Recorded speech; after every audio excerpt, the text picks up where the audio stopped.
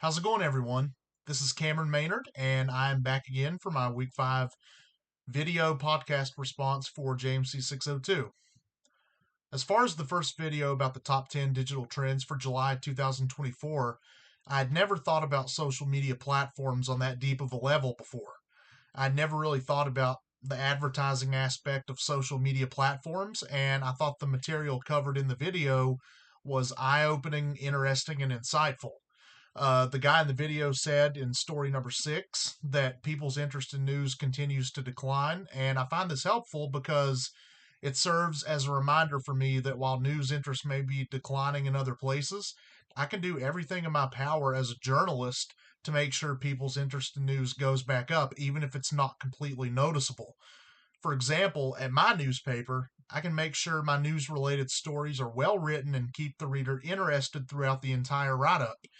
In the week 4 masterclass for St. Bonaventure students, John Branch of the New York Times said to be different and stand out. And that can apply here as well.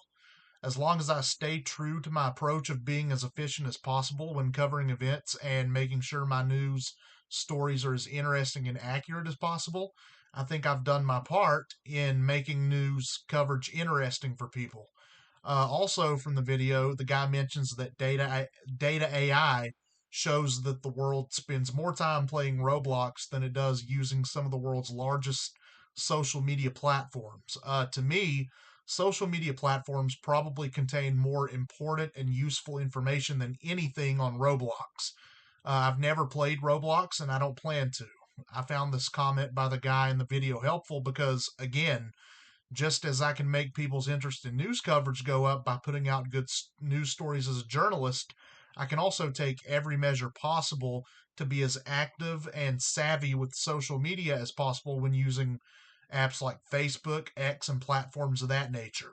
Once again, even though my efforts might not be very recognizable by a large group of people, making my social media presence as interesting and insightful as possible for readers of my stories is paramount as a journalist. Shifting gears to the Schoolhouse Rock video, just like predicates, I'd never really given much thought to adverbs outside of learning about them years and years ago as a kid. But just like with the video about predicates, the second video we were assigned to watch this week, which was the Schoolhouse Rock video about adverbs, it really made me think more about how I can effectively incorporate adverbs into my writing as a media member. I found this video helpful because, first of all, if you use adverbs the right way in your stories, I think it can make your stories sound more sophisticated and it can cause readers to view you as a sound journalist who is a master of the mechanics of writing.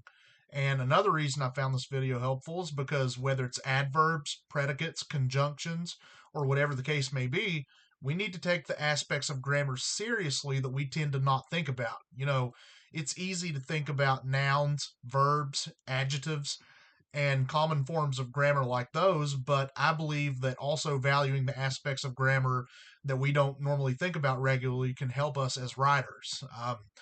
I really enjoyed listening to the podcast featuring Dr. Denny Wilkins. It seems like he would be a great guy to learn about the journalism business from and just how to be better as a journalist.